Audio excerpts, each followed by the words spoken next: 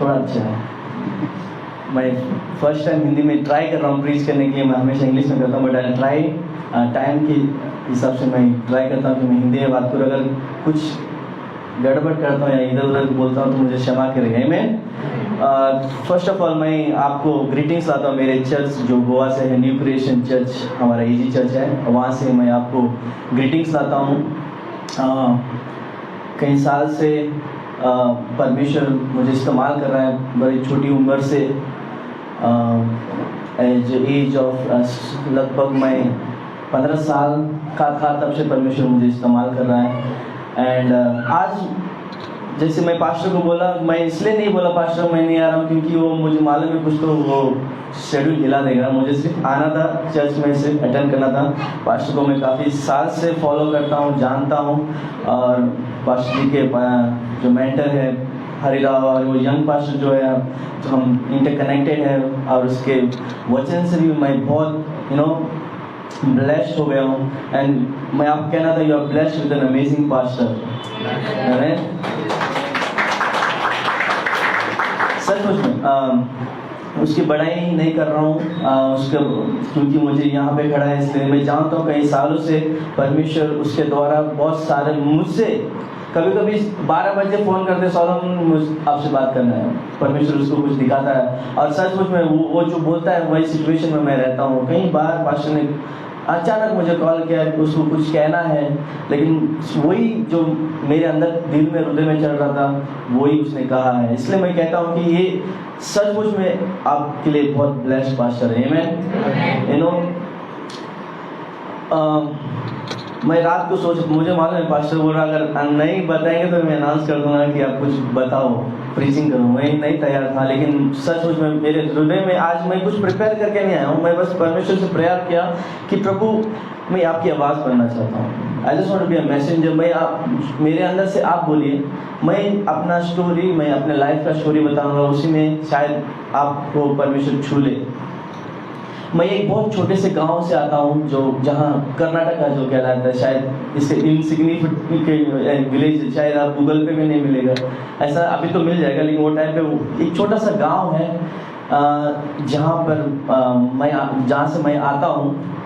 और मेरी जो फैमिली है was not well to do, वो अच्छे खानदान के जो बोल सकते हैं, अच्छे पैसे वाले नहीं, फार्मर है, मतलब खेती बाड़ी करते हैं। और हमारी 9 सिबलिंग्स है, मतलब 9 सिबलिंग्स, और सबसे छोटा हूँ मैं। और 9 सिबलिंग में से सिर्फ हम 3 भाई रह गए। सो हमारे फैमिली में एक बहुत बड़ा कर्स था, बहुत बड़ा सिचुएशन, फैमिली गरीबी, उसमें बॉन्ड। मैं हिंदू फैमिली से आता हूँ, और मेरा जो डैडी है वो पुजारी है, हमारा खुद का मंदिर है गाँव में, और उस फैमिली से मैं आता हूँ। लेकिन हमारा जो परिस्थिति था बहुत गंभीर परिस्थिति थी हमारे गांव में। तो एक दिन एक मिशनरी हमारे गांव में आकर प्रोजेक्शन डाल के परमेश्वर के जो मूवी को दिखाया, और उसमें मेरे जो फैमिली मेंबर टच हो गए, और उन्होंने अपना जीवन परमेश्वर को दे दिया। और इसी कारण वही ऑर्गेनाइजेशन ने कहा कि आपका छोटा बच्चा है, मतलब मैं 5 साल का था तभी भी दूध पीता था, उसने कहा है कि मैं इसको गोवा ले जा रहा हूँ।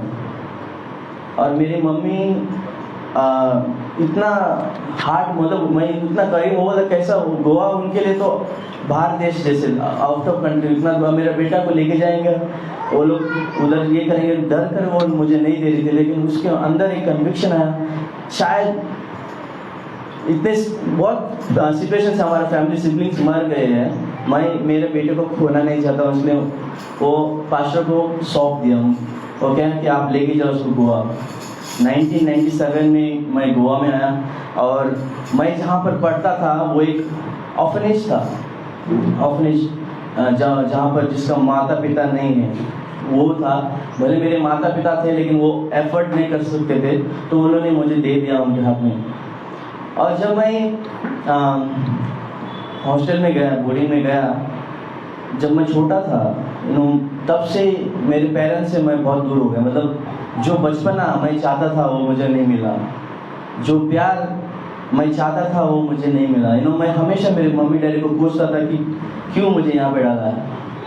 मुझे हमेशा मेरा ख्वाहिश था कि एक मैं बड़े ख़ानदान में मैं पैदा हूँ, एक अच्छा जो जब मैं दूसरा स्कूल में जब जाता था, दूसरे को जब देखता था तो मैं कहता था कि मेरा मम्मी, वो लोग उसके मम्मी डैडी कुछ खाने लाते थे या पैसा दे के जाते थे या टिफ़िन दे के जाता था। जब उनको देखता था मैं अपने बारे में सोच कर कहता था कि मेरा कोई नहीं है, मेरा मम्मी वो कभी साल में 2 बार आते थे मेरे मिलने और वो चले जाते थे। मैं हमेशा सोचा कि शायद मैं मेरे मम्मी या डैडी को पसंद नहीं हूँ, इसलिए मुझे वो यहाँ पर छोड़कर चले गए। सो वो क्रिश्चियन ऑर्गेनाइजेशन था, इसलिए हम चर्च जाते थे, प्रेयर करते थे, सब वो नॉर्मल जैसे क्रिश्चियन ऑर्गेनाइजेशन में होता है। लेकिन मेरे अंदर हमेशा एक लड़ाई परमेश्वर के साथ होती थी। वो ये है कि प्रभु आप इनजस्टिस करते हो, आप जस्ट गॉड नहीं है। क्योंकि देखो मेरा लाइफ, मेरा फ्यूचर, मुझे कुछ नहीं दिखाई दे रहा है। शायद मैं इधर ही रहूँगा, मेरा आगे कुछ होने वाला नहीं। फर्स्ट ऑफ ऑल कि आपने मुझे अमीर फैमिली में पैदा नहीं किया, मेरा झगड़ा हमेशा, मुझे अमीर फैमिली में क्यों नहीं पैदा किया। सेकेंड, मेरा बर्थ सर्टिफिकेट नहीं, ना कोई स्कूल मुझे एडमिशन देता है। मेरा बर्थ सर्टिफिकेट, मैं गांव में पैदा हुआ, मेरा कोई डॉक्यूमेंट्स ही नहीं, तो कोई भी फॉर्मल स्कूल में मेरा एडमिशन नहीं होता। मुझे पढ़ाई करने का बहुत इच्छा थी, लेकिन मुझे पढ़ाई करने का मौका ही नहीं मिला क्योंकि कोई स्कूल एडमिशन दे नहीं रहते हैं। तो वहाँ पे एक और लड़ाई मेरे परमेश्वर के साथ, मुझे पढ़ना है लेकिन अब मुझे ये अपॉर्चुनिटी नहीं दिया, तो मेरा फ्यूचर मुझे नहीं दिखाई दे रहा है। तो मैं वही हॉस्टल में, जैसे वो फॉरेनर्स लोग आते थे और वो बोलते ना होम कुछ क्लास लेते थे, होम टीचिंग, मेरा कोई क्वालिफिकेशन नहीं है। मैं स्कूल मतलब जस्ट घर में ही पढ़ाया कि हम लोग अच्छा स्कूल में नहीं मैं कहीं गया। 10th को मैं ओपन स्कूल किया, डायरेक्ट अप्रोच करके मैंने ओपन NIOS ओपन किया, वही मेरा क्वालिफिकेशन। मैं कहना क्या चाहता हूँ, हमेशा मैं परमेश्वर को खोजता था कि मेरा कुछ नहीं होने वाला, 10th लेके भी क्या फ़ायदा होगा, ओपन स्कूल है, इधर भी वैल्यू नहीं उसका। और मैं तंग आ गया था बोर्डिंग में रह के, ऑलमोस्ट 14-15 साल मुझे घर मतलब बोर्डिंग के बाहर दुनिया कुछ पता ही नहीं था। मैंने निर्णय लिया कि मैं अभी यहाँ पे नहीं रहूँगा, भले मेरा पेरेंट्स नहीं, मैंने निर्णय लिया, मैं बोर्डिंग से निकल गया। मतलब मेरे सेल्फ मर्जी से मैं कहा मुझे यहाँ और नहीं रहना है। और मैं मेरे दोस्तों के साथ में छोटा सा रूम लेकर शेयरिंग में जब मैं 15 साल का था, मैं मेरे दोस्तों के साथ में रहने लगा। खाना मतलब अपना खाना खुद बनाना पड़ेगा, मेरे लिए वो सब कुछ बहुत नया था। लेकिन हमेशा प्रभु मैंने क्या गलती किया, मेरे जीवन में इतना क्यों कठिनाई है, क्यों मुझे आप इतने हार्ड तरीके से मुझे पढ़ना है। मैं नाइट पढ़ने के लिए मैं क्या करता था, मॉर्निंग ड्यूटी करता था, नाइट ड्यूटी करता था, जितना ड्यूटी हो सकता वो करता था कि मुझे वो पढ़ाई में डाले, मुझे कॉरेस्पॉन्डेंस करना था, मुझे आगे पढ़ना था। लेकिन सिचुएशन इतना टाइट थी कि वो हो नहीं पाया। कितना भी मैं कमा, मेरा फर्स्ट सैलरी 4000 था और उसमें से 1000 रुपीज़ मेरा रेंट रूम का था और 2000 रुपीज़ मैंने बाइक लिया था। उस टाइम पे बहुत डबल शिफ्ट ट्रिपल शिफ्ट करते तो आपको गाड़ी चाहिए, तो 2000 रेंट हो जाता था। 1000 आइदर पेट्रोल डालो या खाना खाओ, 15 दिन खाना और 15 दिन मैगी अगर हो सके तो। लेकिन मेरे जीवन में मैं हमेशा परमेश्वर पूछता था अभी कब मेरा लाइफ ठीक होगा। मेरा भविष्य मुझे दिखाई नहीं दे रहा है, मेरा फ्यूचर मुझे कहीं भी नहीं लेके जा रहा है। मैं लूजर हूँ, मैं फेलियर हूँ, ये मेरा हमेशा परमेश्वर झगड़ा। ठीक है, अब मैं सोचा अब मैं कमाई करने का मैं ठीक होऊंगा। मेरे वो बैड संगति में मेरा जो फ्रेंड सर्कल के साथ वो बैड संगति था। मतलब मैं भले उनके साथ रहता था लेकिन मैं वो बुरी आदत मेरे अंदर नहीं थी, लेकिन मैं उनके साथ था इसलिए मैं एक बैड संगति में था। और वहाँ पे गोवा में एक बड़ा केस बोल सकते हैं, एक रॉबरी हो गया, उसमें मैं शामिल था। मेरे दोस्त ने मेरा गाड़ी लेकर एकदम बड़ा रॉबरी किया, वो नॉर्मल एक बड़ा न्यूज़ हो गया था और जिसमें मुझे नहीं पता था कि मैं उसमें इन्वॉल्व है, क्योंकि मेरे दोस्त लोग भी नहीं बताया मुझे कि वो लोग हैं। और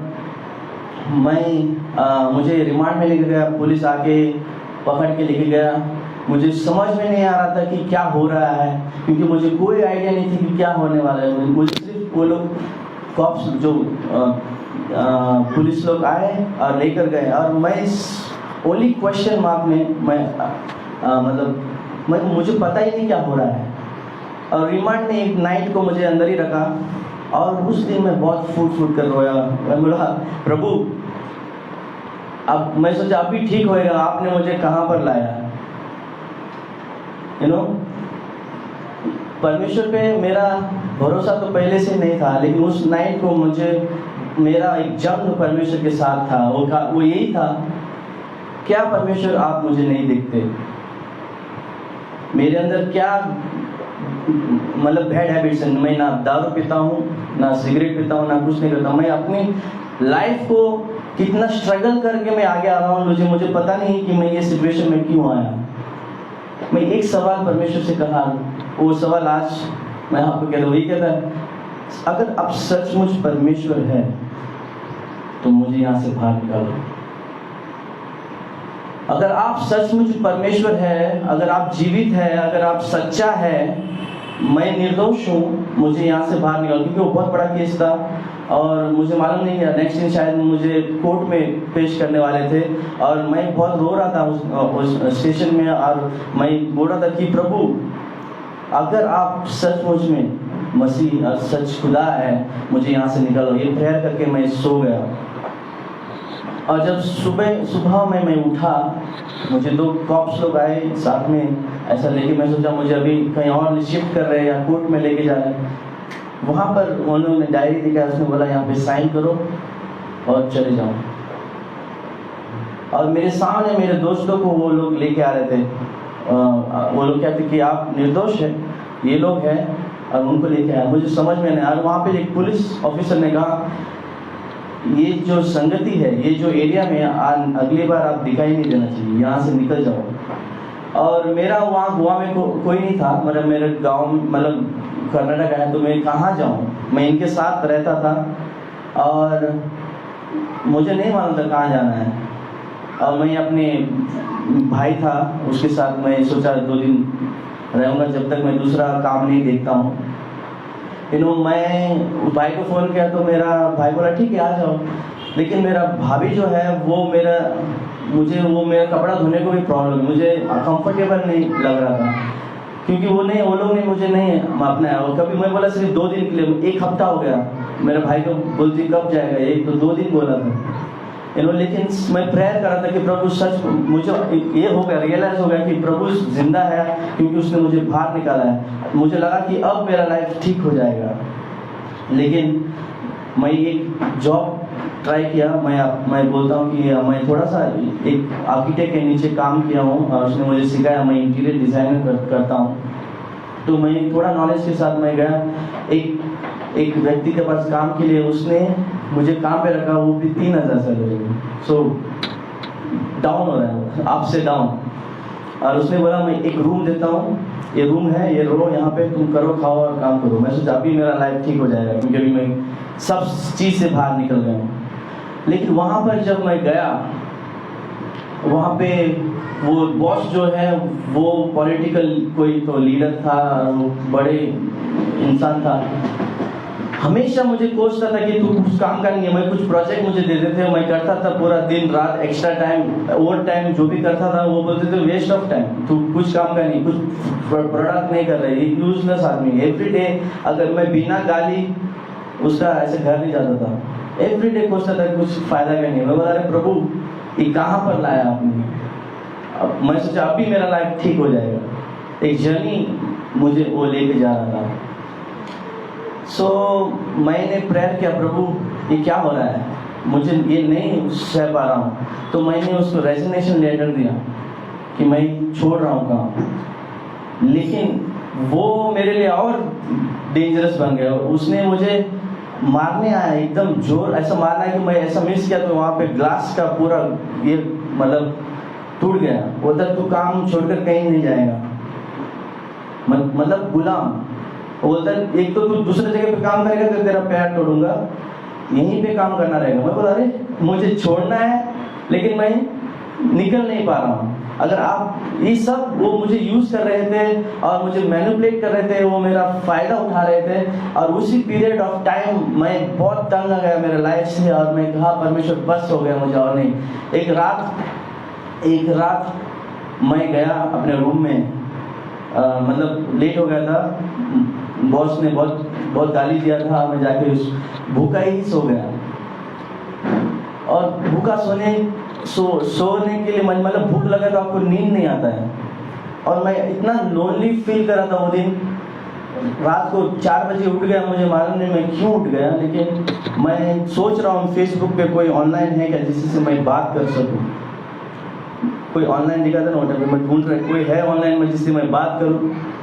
दूसरा मैं ढूंढ रहा कोई व्हाट्सएप में एक्टिव है क्या, मुझे किसी से बात करना है, लेकिन वो टाइम पे मुझे मालूम नहीं क्या भूख एक लग रहा है, सब रेस्टोरेंट बंद है, कुछ खाने के लिए नहीं है, लेकिन मुझे नींद नहीं आ रहा है, मुझे किसी से बात करना है, लेकिन वो किसी से बात करने का मुझे नहीं मालूम। और वही सोच में मैं रह गया। तब मैंने कोई एक्टिव नहीं था, कोई ऑनलाइन नहीं था मेरे फ्रेंड सर्कल में। मैं सोचा कि मैं एक मैसेज परमेश्वर से बात करता हूँ। मैंने अपना मोबाइल खोला, टेक्स्ट मैसेज सेंड टू नहीं है, सिर्फ ड्राफ्ट में मैंने टाइप करने लगा, बोल प्रभु बोल, मेरे कानों को तू खोल, तेरी मीठी आवाज को सुनना है मुझे। और मुझे मालूम नहीं, कोई तो मुझसे बातें करना चाहिए, कोई तो मुझे बात, क्योंकि मेरे से बात करने वाला कोई नहीं है। और खोल प्रभु खोल, मेरी आंखों को तू खोल ताकि मैं आपको देख सकूं। मैं ये सब ऐसा परमेश्वर से टेक्स्ट कर रहा था, कोई नहीं था मेरे से बात करने। मैं सडनली सो गया। सुबह जब मैं उठा तो एक गीत मेरे ड्राफ्ट में सेव था, मतलब आपने सुना होगा मानो एक गीत, बोल प्रभु बोल, मेरा ये फर्स्ट गीत है जो मैंने लिखा, जहाँ से परमेश्वर ने उठाया उसने। वो गीत के द्वारा मुझे ऐसा सामर्थ मिला, ऐसा लगा उस रात में परमेश्वर ने उससे बातें किया। परमेश्वर ने कहा सोलोमन, मैं परमेश्वर के क्या परमेश्वर, मैं तंग आ गया, मैं किसी को सेटिस्फाई नहीं कर सकता हूँ। मैं अपने बॉस को इम्प्रेस करना ट्राई किया, मेरे जो भी मेरे फ्रेंड्स को मैं इम्प्रेस करना ट्राई किया, मैं किसी को इम्प्रेस नहीं कर सका, मैं किसी से कनेक्ट नहीं रह पाया। मैं हमेशा, मुझे रिजेक्शन है, मेरा लाइफ ही स्लो है, मेरे लाइफ में कुछ फ्यूचर नहीं दिखाई दे रहा। तब एक अंदर से आवाज आई, परमेश्वर ने मुझसे कहा सोलोमन, एक वचन उसने किया, मैथ्यू चैप्टर 6 वर्स 33, उसने कहा seek first the kingdom of God and his righteousness, परमेश्वर के राज और नीति को खोज करो, और how what is in Hindi, सब कुछ आपके पीछे होंगे। मैं एक परमेश्वर को एक सवाल किया, एक अंदर से मेरे से जवाब, इसने उस परमेश्वर ने कहा Solomon, you can not impress anybody in this world. आप किसी को सेटिस्फाई नहीं कर सकते इस दुनिया में, किसी को इम्प्रेस नहीं कर सकते, भले वो आपका दोस्त हो, आपका फ्रेंड, माता पिता या बॉस हो, आप किसी को इम्प्रेस नहीं कर सकते। अगर आप किसी को इम्प्रेस कर सकते हो, वो मैं हूँ, वो परमेश्वर है। और मैं एक सवाल परमेश्वर को कहा, क्या परमेश्वर आप मेरे लाइफ से इम्प्रेस्ड है या नहीं? और परमेश्वर ने एक अच्छे स्माइल से मुझे कहा हाँ, और वो मेरे लिए काफी था। और मैं उस दिन से मैंने ठान लिया कि मुझे परवाह नहीं दुनिया का। मेरे बॉस मुझे चिल्लाता, मैं इधर से सुनूंगा और इधर से निकालूंगा, क्योंकि मेरा परमेश्वर, अगर मेरा तनख्वाह मेरे बॉस से आता है, लेकिन सोर्स वो है, वो देता है, इसलिए मुझे मिलता है। क्यों ना मैं डायरेक्ट कनेक्शन उससे करूं, जो कि प्रोवाइडर है मेरा, जो कि मेन सोर्स है, मैं उससे कनेक्ट हुआ तो ये सब चीज मुझे कोई जरूरत नहीं है। मेरा देखने का नजारा बदल गया, मेरा सोचने का तरीका बदल गया, क्योंकि परमेश्वर ने मेरे आंखों को खोल दिया। उस दिन मैंने जैसे गीत लिखा कि प्रभु मेरे आंखों को खोल दे ताकि मैं आपको देख सकूं। और आप परमेश्वर को देखना मतलब सच्चाई को देखना, परमेश्वर को देखना मतलब हमारे जीवन में एक नया रोशनी, एक नया मार्ग। मैं जब तक मैं सोच रहा कि मेरे लाइफ में कुछ नहीं होने लगा, मुझे दर्शन दिखाने लगे, मैं परमेश्वर मुझे एक वे दिखाने लगा। जब से परिस्थिति बदलने लगी, नेक्स्ट दिन जब मैं ऑफिस में गया, टू माई सरप्राइज मेरा बॉस ने मुझे शौरमा लाया खाने के लिए। वो कभी हुआ नहीं, मगर आज क्या हो गया, मेरा सैलरी 3000 से 15,000 हो गया। और मेरा एक छोटा सा रूम से मेरे को 2 BHK उसने दे दिया। मुझे समझ में नहीं आ रहा था कि हो क्या रहा, क्योंकि मैं एक ही ठान लिया था कि आज मैं ये सब चीज पे मैं ध्यान नहीं करूंगा, क्योंकि ये सब टेम्पररी है। इन सब को मैं इंप्रेस करके मेरा कोई वैल्यू, अगर मेरा परमेश्वर मेरे से इंप्रेस है तो वो उठाएगा मुझे, परमेश्वर मुझे खड़ा करेगा। आज मैं कहना चाहता हूँ कि इस दुनिया में सब कुछ टेम्पररी है, ये सब कुछ खत्म हो सकता है, लेकिन परमेश्वर का जो प्लान है, जो परमेश्वर का योजना है, वो इधर के लिए नहीं है, वो कहीं इस इटर्नल प्लान, वो हमारे लिए हमारा सोच जो है ना, परमेश्वर सोचता है कि हमारे सोच से उसका बड़ा सोच है। हमारा सोच हम लिमिट में रहते हैं, लेकिन उसका सोच हमारा आउट ऑफ द बॉक्स होता है। जब से मैं प्रेयर में जाने लगा, मैं मेरा शॉर्ट मैं बोलता हूँ, पूरा मेरा लाइफ कट करके बोलता हूँ कि मुझे एक प्रोफेसी हुई एक मीटिंग में कि परमेश्वर आपको वर्शिप करने के लिए बुला रहा है, कॉलिंग है। मैं पूरा नहीं बताऊंगा, बहुत बड़ा टेस्टिमनी है, लेकिन वहां से वो एक प्रॉफिट था, उसने बोला कि अगला संडे मतलब 7 दिन मैं तू चर्च में खड़ा होगा वर्शिप करेगा। तब मुझे ना गिटार में जानता हूँ, ना कोई इंस्ट्रूमेंट में जाता हूँ। मैं पास्टर से मैं बहुत खुश होकर जाके पास्टर से कहा, पास्टर जी मेरे लाइफ में प्रोफेसी आया, मैं नेक्स्ट संडे ही मैं चर्च में खड़ा होकर वर्शिप करूंगा। पास्टर मुझे चर्च में वर्शिप करना है। ऐसा जाके अगर आपके पास्टर को पूछेंगे, पास्टर पहले पूछेंगे कि आपको कौन सा इंस्ट्रूमेंट आता है, कभी वर्शिप किया है? मेरे पास्टर ने सही सवाल पूछा, सोलोमन आपको कुछ आता नहीं क्या? एक 7 दिन में नहीं हो पाएगा। एक काम करो, आप म्यूजिक सीखो, ट्रेनिंग करो, उसके बाद हाउस ग्रुप में बजाओ, उसके बाद में सोचेंगे, क्योंकि चर्च बड़ा है, किसी को भी हम लाके खड़ा नहीं कर सकते। मैं तो डिप्रेस हो गए, जितना चार्ज हो गया उतना डिस्चार्ज हो गया कि पास्टर प्रभु ने बोला कि मैं वर्शिप करूंगा, आप बोल रहे कि नहीं पॉसिबल, तो मैं भूल गया उसके बारे में। लेकिन परमेश्वर उसके प्रोमिसेस हमेशा ये करता है। मैं फिर रात को फोन किया, प्रभु पास्टर को फोन किया 11 बजे, पास्टर आपसे आज बात किया था ना, परमेश्वर ने बोला मेरे को वर्शिप करने के, नेक्स्ट संडे क्या मैं वर्शिप कर सकता हूँ? पास्टर जी बोले इसको क्या हो गया अभी? मैं बोला प्लीज पास्टर मुझे वर्शिप करना है चर्च में। तो पास्टर बोले ठीक है देखता हूँ, हमारा सर्विस हिंदी सर्विस है, 2-3 सर्विस है हिंदी में, किसी को नहीं मालूम क्या इंस्ट्रूमेंट हो, ताली बजाते हैं। तो पास्टर ने सोचा चलो इसको इधर ठोक देता हूँ, ठोको ताली, तो कुछ समझ नहीं आएगा इसको क्या है।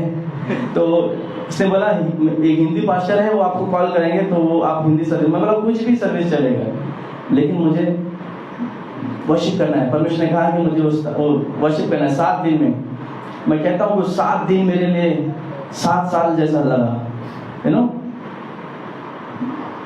एवरी डे जब मैं उठता था गिटार लेके, मैं गिटार किसी ने मुझे दिया, ऐसे ही बोला लेकिन यूज कर, मैं वो अलग स्टोरी है, परमेश्वर ने दिया। लेकिन मैं कहता हूँ 7 दिन में परमेश्वर ने मुझे गिटार सिखाया, 7 डेज। सच में इस अनबिलीवेबल। मैंने पास्टर को बोला पास्टर एक सर्विस में कितना गाना होता है? बोला 2 fast song 3 slow song. 2 fast song 3 slow song मैं प्रैक्टिस कर रहा था। 2 फास्ट सॉन्ग 3 सॉन्ग ऑफरिंग के लिए सॉन्ग। तो मैं उठता था, सोता था, मेरे काम पे भी मैं जब काम करता सर आता तो सिर्फ यूट्यूब, पास्टर एसवी जोसेफ को जानते हैं, पास्टर एसवी जोसेफ, उसके उस वेबसाइट में जाके वो कैसे श्रम करते थे उसको मैं देख कर सीख रहा था। और पूरा रात दिन एसवी जोसेफ मेरा गुरुजी और ऐसा दबाओ वैसा दबाओ। 7 दिन मेरा चमड़ी पूरा ये हैंड का जो सब निकल गया। जब सैटरडे आया और मुझे धक धक करने लगा सैटरडे, और पास्टर ने फोन किया, हिंदी वाला पास्टर, क्या तैयार है तुम कल वर्शिप करने के लिए? पास्टर जी मुझे अनकंफर्टेबल हो रहा था क्या होने वाला है, क्योंकि मेरा जी एक ही स्ट्रिंग लास्ट में पकड़ रहा, एक ही स्ट्रिंग। और मैं ठीक है वाला पास्टर, मैं अंदर से मैं कुछ भी हो जाए मैं वर्शिप करूंगा ही परमेश्वर के लिए। जब संडे आ गया, मेरे अंदर बोल रहा है सोलोमन तो अपना मजाक मत उड़ा ले। अंदर और एक बंदा है बात करता है कान में, मत कर तेरा मजाक उड़ेगा, ये सब भूल जा, चुपचाप बोलो कि नहीं होगा। मेरे अंदर बात कर रहा था, मैं ना नहीं मुझे जाना है, मुझे करना है। मैं मेरे अपने आप में बैटल हो रहा था। संडे तब मुझे चर्च में कोई ज़्यादा पहचानते थे, मेरे बाल बहुत लंबे थे, ऐसा मतलब एकदम गुंडा टाइप जैसे था, बहुत फंकी ऐसा था, मुझे ना कोई पहचानता। तो फर्स्ट सर्विस इंग्लिश होता है, तो मैं इंग्लिश सर्विस में जाके सिर्फ देखना है कि ये लोग वर्शिप कैसा करता है, तो उनको देखने को ऑब्जर्व करने के लिए मैं सुबह सर्विस में गया था। और मैं देख रहा था इनका लीड का क्या म्यूजिक एकदम टाइट बैंड जैसे लोग बजा रहे हैं, और मैं अपने आप को कंपेयर कर रहा हूँ उनके सामने। अरे नहीं हो पाएगा, चुपचाप हट जाओ नहीं तो और प्रॉब्लम हो जाएगा, यू नो। लेकिन अंदर से कहना ही नहीं, परमेश्वर ने कहा है कुछ करेगा। इंग्लिश सर्विस खत्म हो गया तो मैं अपने गिटार को लेके मैं स्टेज पे जा रहा था। तो जो इंग्लिश सर्विस की जो वर्शिप टीम वो एक्चुअली जा रही थी बात, उसने कहा कि शायद कोई वर्शिप लीडर गेस्ट आया है, क्योंकि मैं दिख रहा था ये जैसा कोई पहचानते थे नहीं मेरे को, कोई हिंदी में गेस्ट वर्शिप लीडर आए तो आज हम वर्शिप में रहेंगे। तो वो लोग बाहर जा रहे थे, आके मेरे सामने बैठ गए। मैं बोला अरे बाप रे, हिंदी तो ठोकर ताली हो सकता था, लेकिन अभी तो पूरा म्यूजिशियन मेरे सामने बैठा है। और मुझे अंदर धक धक होने लगा, अरे ये तो आप सोलोमन चुपचाप पीछे हट जा, बोल नहीं करना है और निकल जाए यहाँ से। अभी ये लोग मेरे को ये लोग कंपेयर करेंगे, जज करेंगे कि देखने वो लोग एक्साइट से कोई बड़ा सिंगर आया अभी आज वर्शिप करेंगे, तो वो लोग रह गए आज। मैं कहता हूँ फर्स्ट सॉन्ग से लेकर लास्ट सॉन्ग मैंने अपना आंख ही नहीं खोला, बिल्कुल आंख नहीं खोला। मैं गाता गया, क्या क्या बोलता गया, सब खत्म हो गया। जैसे वर्शिप खत्म हो गया मैं चला, मेरा गिटार लिया, मैं भाग रहा घर, क्योंकि मुझे किसी का क्रिटिसिज्म सुनना नहीं है। और जैसे मैं बाहर जा रहा था, वर्शिप टीम भी बाहर आ गए, मतलब वर्शिप करने का जाने लगा, मेरे को रोक दिया। वेरी गुड वर्शिप लीडिंग बोला, मतलब काम खींच रहा है, मतलब ठीक है। मतलब उनका रिएक्शन से लगा कि ये लोग मेरा खींच रहे हैं, मतलब थैंक यू। अभी बोला चुपचाप निकलता हूँ। और एक बहन आके बोला वेरी गुड वर्शिप बोला, चलो ठीक है, शायद सच बोल रहे झूठ बोल रहे नहीं, तो मैं बैठता हूँ। फिर आके मैं बैठ गया। जैसे सब सभा खत्म हो गया और लोग आके विश करने लगे, एक बूढ़ी सी औरत आकर मुझे क्या बेटा आपने बात बोली, और वो बोले ना एक औरत कोई है यहाँ पे, वो ये है, वो मैं थी। मैं बोला मैंने कब बोला? और सच में आज परमेश्वर मुझे आशीष किया। मैं सोच में पड़ा कि मैं ये कब बोला, मुझे नहीं मालूम। मैं बोला ये वर्शिप टीम लोग तो झूठ बोल सकते हैं, लेकिन ये बूढ़ी माँ जो है वो कभी झूठ नहीं बोलती। और वैसे ही बहुत आके लोग आके गवाही देने लगे। आपने बोला एक भाई है यहाँ पर जो है वो मैं भाई हूँ, आप मेरे बारे में बात करते हो। मैं बोला कब बात किया मैं आपके बारे में? लेकिन सच में मैं कहता हूँ, लास्ट में मेरे पास्टर जी आए इंग्लिश के, वो भी मुझे ऑब्जर्व कर रहे थे। सोलोमन ये परमेश्वर का काम है। मैं गलत ठहरा गया, मतलब मैं आप पे विश्वास नहीं किया, मैं परमेश्वर पे के प्रोफेसी पे मैंने डाउट किया, लेकिन सच में परमेश्वर किसी को भी इस्तेमाल कर सकता है। आज का वर्शिप सबसे बेस्ट वर्शिप था और एक बहुत प्रॉफिटिक वर्शिप था। तब से लेकर परमेश्वर मुझे इस्तेमाल करने लगा और बहुत कुछ दिखाने लगा। लेकिन आज मैं आपको मेरे कैरेक्टर के बारे में जब मैं देखता हूँ तो मुझे एक कैरेक्टर याद आता है बाइबल में, पता है कौन? जोसेफ। मैं जब मेरे लाइफ को मैं देखता हूँ, परमेश्वर मुझे जोसेफ दिखाता है। उसका जो जर्नी था वो आसान नहीं था। परमेश्वर ने सब दर्शन दिखाया कि मैं तुम्हें बहुत बड़ा इंसान बनूंगा। सब लोग आपके सामने झुकेंगे, भले कि आपके भाई और आपके सब जो जन है आपके सामने झुकेंगे। परमेश्वर वाह, वैसे परमेश्वर मेरे जीवन में प्रोफेसी किया कि आप बड़े वर्शिप लीडर बन जाएंगे, आप यहाँ पे जाएंगे। लेकिन मैं अपने आप पे कभी विश्वास नहीं किया कि हो सकता है। लेकिन परमेश्वर दर्शन दिखाता है, लेकिन वो he shows the vision, but उसने वो हमको वो डायरेक्शन, मतलब क्या बोलते हैं, how do I say, रास्ता, वो कैसा जाना है वो ऐसा नहीं बताते। how you say, you don't know, he'll show you the vision, but वो प्रोसेस नहीं बताएगा। प्रोसेस अगर सोचो जोसेफ को परमेश्वर बताता कि मैं आपको बड़ा असर पड़ा, लेकिन आपके भाई आपको ठुकराएंगे, हाँ, वो आपको खड्डे में डालेंगे, वो अपने भाई लोग आपको भेज देगा, बाद में आपका ऊपर इल्जाम आएगा, उसके बाद में आप जेल में जाओगे, अरे प्रभु प्रभु प्रभु, बस बस, thank you thank you thank you, ये सब अगर वो बताता पहले बोलता था मुझे आपका दर्शन नहीं चाहिए, आपका कुछ नहीं चाहिए, मैं जा रहा हूँ, मेरे जगह पे मैं ठीक हूँ, बकरी मेरा पिता, मैं वही काम करूँगा, लेकिन मुझे दर्शन। लेकिन परमेश्वर विजन दिखाता है लेकिन प्रोसेस नहीं बताता है। हमारे जीवन में भी परमेश्वर शायद आपके जीवन में भविष्यवाणी किया है या प्रोफेसी किया या कुछ तो दर्शन आपको दिखाया है, लेकिन वो मार्ग, वो प्रोसेस वो नहीं बताएगा, वो लेके जाएगा आपको। वो बाइबल कहती है कि हमेशा परमेश्वर उसके साथ था। मुझे लगता था कि सच परमेश्वर मेरे साथ है या नहीं, परमेश्वर आप मुझे देखता है नहीं, आप भी ठीक होएगा, बोलता ना वो जॉनी, आप भी ठीक करता हूँ, अभी ठीक होएगा मेरा। मैं सोचा कि अभी ठीक होएगा मेरा लाइफ, लेकिन और डेंजर। लेकिन मैं सब समझ में आया कि परमेश्वर मुझे तैयार कर रहा था।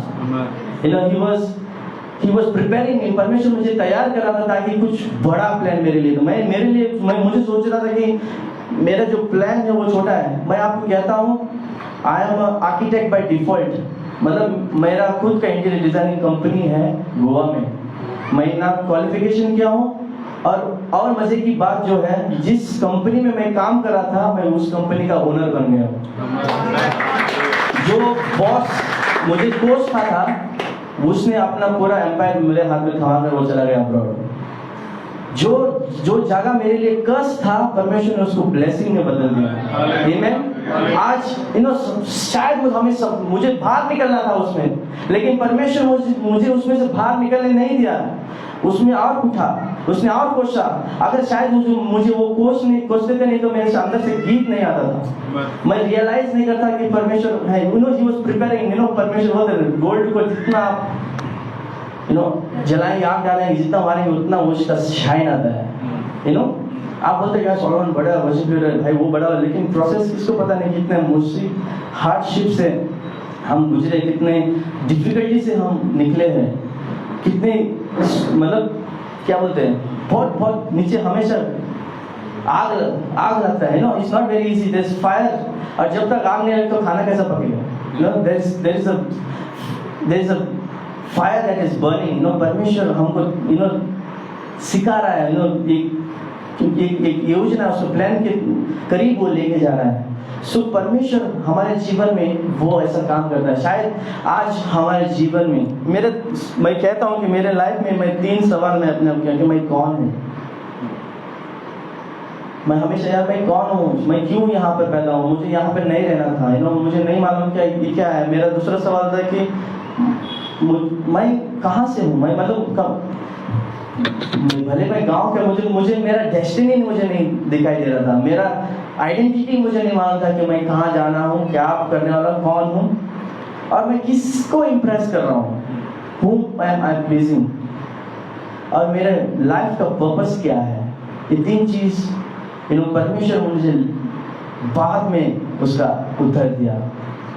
ये 3 चीज मेरा हमेशा मैं क्वेश्चन करती कि मैं कौन हूँ। आज शायद मैं ये सवाल आपको पूछता हूँ, क्या आप पता है कि आप कौन हैं, क्यों है यहाँ पे, आपका पर्पस क्या है। सबके लिए परमेश्वर एक योजना बनाया है, सबके लाइफ में परमेश्वर ने एक प्लान बनाया है, लेकिन शायद हम उस प्लान में भटक जाते हैं। क्यों मालूम है, सर्कमस्टेंसेस आता है हमारे जीवन में, कठिनाई आता है। कठिनाई क्या है, थोड़े लोग के लिए काम है, फाइंडिंग जॉब बहुत कठिन, अभी पता नहीं, कोरोना का टाइम बहुत हार्ड लाइफ, काम ढूंढना, अगर काम मिला तो दूसरे के टारगेट, आपको टारगेट है, किसी को अपने फैमिली से बहुत सारा प्रॉब्लम्स है, किसी को शादी का प्रॉब्लम है, किसी का बहुत सारा प्रॉब्लम्स में स्ट्रेस लेके हम हमारे अपने आप को एंग्शियस कर देते हैं, हमारे अपने को अपना फोकस ही हट जाता है, क्योंकि हमारा जो फोकस है वो इस सब चीज पे चला जाता है, और वो है शैतान हमेशा उसका फोकस, हमारा फोकस जो है वो हटाता है, हमको गुमराह बनाता है, हमको कंफ्यूज करता है, ताकि हम परमेश्वर का जो डेस्टिनी है, परमेश्वर का जो जगह है वहां तक पहुंचाने के लिए वो हमें ये करता है। मैं 7 साल थिएटर किया हूँ, एक्टिंग और एयर एक्रोबैट, यूनिसाइकिल, वो सब जमीन, मुझे एक्टिंग का बहुत शौक था, और वो रस्सी पे चलते मालूम, हाँ वो भी मैं किया हूँ, लकड़ी पे चलना, वो रस्सी पे पड़ना, वो बैलेंसिंग होता है वहाँ पे, बहुत सारा बैलेंसिंग। और वहाँ पे हमें सिखाया जाता है कि अगर आप बैलेंस कर रहे हैं तो एक फोकस पॉइंट पे आपको ध्यान करना है, एक फोकस पॉइंट। अगर आप वो फोकस पॉइंट से ध्यान हट गया तो आपका बैलेंस हट जाएगा, आप गिर जाएंगे। सो अगर मुझे जाना है तो मुझे सिर्फ एक पॉइंट पर फोकस करना है, मुझे यहाँ से वहाँ जाना है। So that is my destiny, मतलब वो मेरा जगह है जहाँ पे मैं जाऊँगा, यहाँ पर मैं खड़ा हूँ। बहुत सारे कंफ्यूजन यहाँ पे अगर लोग हमारे जीवन में कोई आपको डिस्ट्रैक्ट करता है, भले वो लड़की हो, फैमिली में पैसा हो, ये सब डिस्ट्रैक्शन है। इस सब डिस्ट्रैक्शन को अगर हम भूल कर सिर्फ एक डेस्टिनी जो हमको परमेश्वर ने बुलाया है, अगर उस पर हम ध्यान करके चलेंगे तो परमेश्वर हमको वहां तक लेके जाएगा। आमीन। सो मेरे लाइफ भी वैसा है, मैं कहता हूँ हमको आपका आइडेंटिटी है वो परमेश्वर में है। We are the child of God, हम परमेश्वर के बच्चे हैं और वो जानता है हमारे बारे में, लेकिन हमें जानना है कि हम कौन है। हम भूल जाते कभी मैं किसका बेटा हूँ। मैं जैसे मेरा लाइफ में मुझे मालूम था, मैं शायद भूल गया सच मुझे मेरे लिए परमेश्वर वो रियलाइज किया मैं कौन हूँ, कि मैं परमेश्वर का पुत्र हूँ, मैं परमेश्वर का। उसमें बाइबल में हम देखते हैं जॉन 1:12-13, परमेश्वर हमसे इतना प्यार किया, we are the child of God. John 13:3 says कि हम परमेश्वर के बच्चे हैं, we are the child of God, और we belong to God's family. आज मुझे लगा मेरे जीवन में मुझे कोई प्यार नहीं करता, मेरा कोई फैमिली नहीं है, लेकिन मुझे रियलाइज होगा कि मेरा फैमिली जो है वो परमेश्वर है, मेरा पिता जो है वो परमेश्वर है, मुझे प्यार करता है। आमीन। और मेरा पर्पस जो है वो परमेश्वर ने ऑलरेडी रख दिया है, लेकिन हमें बस दौड़ना है उस पर। वी जस्ट हैव टू, जैसे पौलुस ने कहा रेस, हमारा लाइफ भी एक रेस है।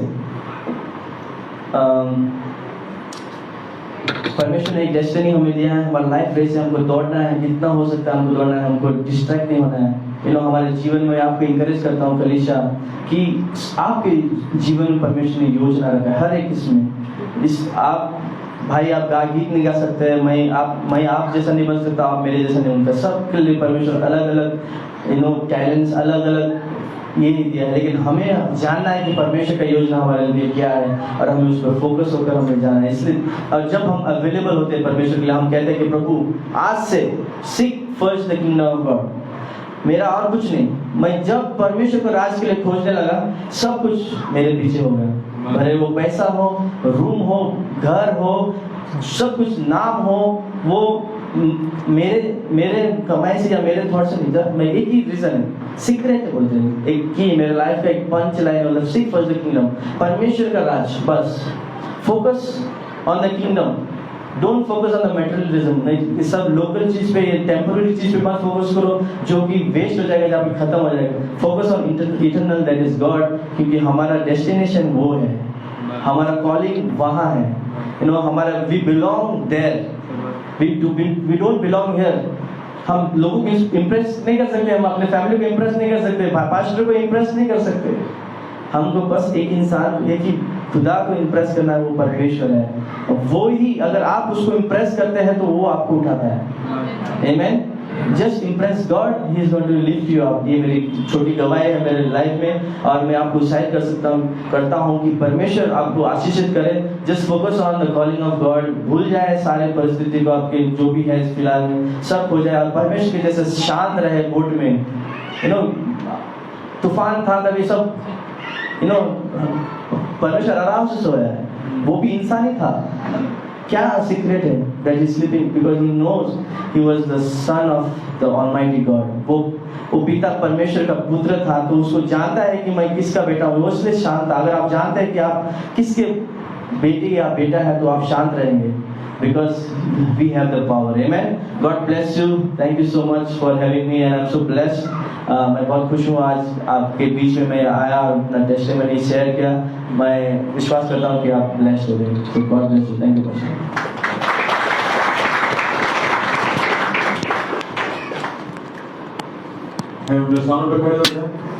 धन्यवाद है आज के वचन के लिए, आज के समय के लिए, आज जो भी खुदा ने आपसे बात किया है उन सारी बातों के लिए हम उस खुदा को धन्यवाद दें। ये खुदा की योजना ही थी कि परमेश्वर के जन आज यहाँ पर आए और अपनी जीवन की गवाही से आपके साथ बात कर सकें। और मैं विश्वास करता हूँ कि आज जो भी बात उनके मुख से निकला है वो उनकी ओर से नहीं, उनकी समझ से नहीं, उनकी बुद्धि, उनके ज्ञान से नहीं, उनके एक्सपीरियंसेस से नहीं, बल्कि सिर्फ और सिर्फ परमेश्वर के ही वजह से हुआ। आइए अपने आप को बंद करें, खुदा को धन्यवाद दें। Thank you Jesus, thank you father. खुदा हम धन्यवाद देते हैं आज के इस सुंदर से वक्त के लिए। हम धन्यवाद देते हैं पिता आपके दास के लिए प्रभु जी, जिन्होंने अपने जीवन में सिर्फ एक ही फोकस रखा कि वो सिर्फ आपकी ओर देखते रहे, वो सिर्फ और सिर्फ आपकी ओर निगाहें करते रहे, वो सिर्फ और सिर्फ आपके राज्य को खोजते रहे। और हम धन्यवाद देते हैं पिता कि आपने उनकी जिंदगी में उनके सोचों से बढ़कर उन्हें दिया है। खुदावंद आज उनके जीवन से हमने एक बात को जान लिया है पिता, जिस तरह से पतरस की निगाहें जब तक आप पर थी वो कभी भी नहीं डूब पाया। हाँ प्रभु जी, जब जब हम आपकी ओर निगाहें करते हैं, जब हम आपकी ओर देखते हैं पिता, हम कभी भी नहीं डूब, हम कभी भी नहीं गिरते, हम कभी भी नहीं हारते। और खुदावंद हम आपसे निवेदन करते हैं, हम आपसे दुआ करते हैं, हम आपसे इल्तिजा करते हैं कि हमारी निगाहों को सिर्फ आपकी ओर ही किए रखना पिता। इस संसार में बहुत से तूफान, इस संसार में बहुत सी परिस्थितियां, इस संसार में बहुत सी शान शौकत और बहुत सी शारीरिक आशीषें नजर आएंगी प्रभु, पर उन सारी बातों की तरफ हमारे ध्यान को न जाने दीजिए। हमें सिर्फ आपकी ओर देखना है, हमें सिर्फ आपके चेहरे की ओर देखना है। और हम जानते हैं पिता कि जितने लोगों ने आपके चेहरे को देखा है उन्होंने ज्योति पाई है। हम धन्यवाद देते हैं सारी बातों के लिए पिता। एक बार फिर से प्रभु हम आपके दास को आशीषित करते हैं, उनके परिवार को आशीषित करते हैं, उनकी मिनिस्ट्री को आशीषित करते हैं, उनकी प्रिय पत्नी को आशीषित करते हैं पिता।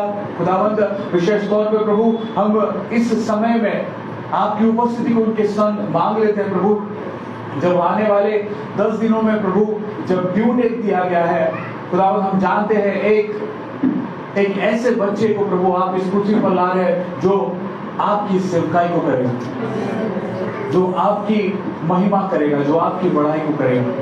हम धन्यवाद देते हैं पिता, हम धन्यवाद देते हैं प्रभु जी। एक बार फिर से प्रभु हम सारी बातों को आपके हाथ में सौंपते हैं। आपने जो कुछ हमें दिया है उन सारी बातों के लिए दिल से धन्यवाद देते हुए थोड़ी सी विनती प्यारे बेटे प्रभु यीशु मसीह के नाम से मांगते, इसलिए सुनिए, दया से कबूल कीजिए पिता।